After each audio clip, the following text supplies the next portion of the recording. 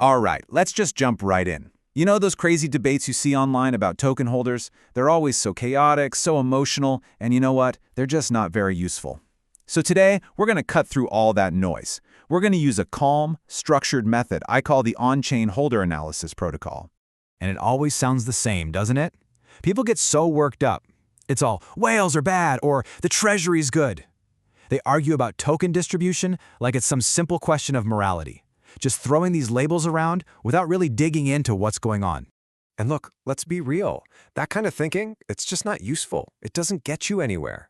It just leads to these dead-end arguments. And honestly, it doesn't help you understand the actual situation with the token supply. So here's the big mental shift we need to make today. This is absolutely crucial. We have to reframe this entire conversation. Distribution is not about good guys and bad guys. It's about understanding the risk structure of an asset. That's it. It's about concentration, potential shocks to liquidity, and who really has their hands on the levers. So, here's what we're going to cover. We'll start with Rule 0, which is the most important part.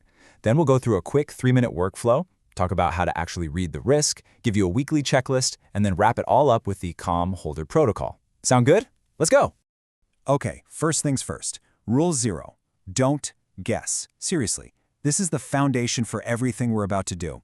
If a wallet's identity isn't verified through an official primary source, then, for our purposes, it is simply unknown. That's it. Full stop. No exceptions. So what do I mean by a primary source? We have to be super strict about this. We're talking official project documentation that lists a treasury address. We're talking labels you see on a major block explorer from an exchange, or a public audit. If it's not one of those things, it doesn't count. This is the mindset you need to adopt. It's totally binary. Is it a treasury address you found in the official docs? Verified. Is it a wallet labeled as a big exchange? Verified. Is it a wallet you think, you have a hunch, belongs to an early investor? Nope, that's speculation. We just label it unknown and we move on. All right, so let's get practical. How do we turn this rule into a simple process?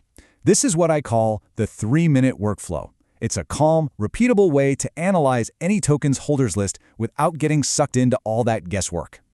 Okay, let's break this down step by step. It's super simple. First, and this is a big one, always double check you've got the right contract address. Step 2, just record the raw numbers. What percentage of the supply do the top wallet, the top 5, and the top 10 wallets hold? Just write it down. 3, pull out the known exchange wallets. Remember, those are just big pools of user funds.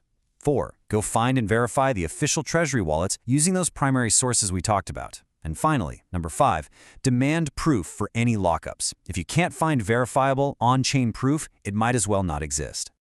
Okay, so you've got the data. Now what? What do you actually do with it? Well, that brings us to our next part, reading the risk. This is where we learn how to look at that concentration data calmly, objectively, and without all the emotion. I mean, this is the big question, right? You pull up the list and you see that the top 10 wallets hold, say, 60% of the entire supply. So what does that high concentration actually mean for the project and for you? And the answer you'll find is a little more nuanced than just it's bad. Here's the key takeaway. High concentration doesn't automatically mean a project is doomed to fail. What it does mean is that the asset's price, its stability, is way more sensitive to what a very small number of people decide to do. See, context is everything. Let me show you what I mean. Let's say you have high concentration, and you pair that with really thin liquidity on the market. Well, that's a recipe for massive execution risk if one of those wallets decides to sell. But what if you have that same high concentration, but there's on-chain proof of lockups and a transparent policy? Suddenly, your uncertainty goes way down. And of course, if those top wallets are all just big unknowns, well, your uncertainty goes right back up. Okay, so you've done your first pass. Now, how do you keep up with it all without, driving yourself nuts checking wallets 20 times a day? Easy. We're going to build a simple habit, your weekly checklist. The whole point is to stay informed without obsessing. This is it. This is all you really need to look for, maybe once a week. First, any big transfers out of those top wallets you've been tracking. Second, has that overall concentration percentage changed much? Third, any movements from the verified treasury wallets? And last, are there any verifiable token unlocks scheduled to happen? That is it. A quick, calm check-in. Done. All right, let's pull this all together and recap the main ideas. This is the calm holder protocol. These are your key takeaways for doing a structured, objective, and, calm analysis. Here it is, plain and simple. 1. Record the raw concentration numbers. 2. Pull out those centralized exchange wallets. 3. Verify any team or treasury addresses with primary sources. 4. Demand on-chain proof for any claimed lockups. And 5. The big one, everything else, you just label it unknown.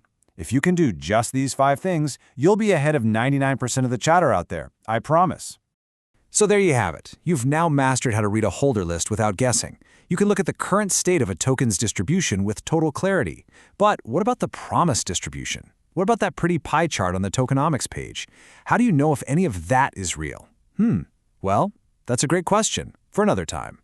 And of course, just that quick reminder before we wrap up, all this is for educational purposes only. It is not financial advice. Digital assets have a huge risk of loss, so please always do your own research. Thanks for tuning in.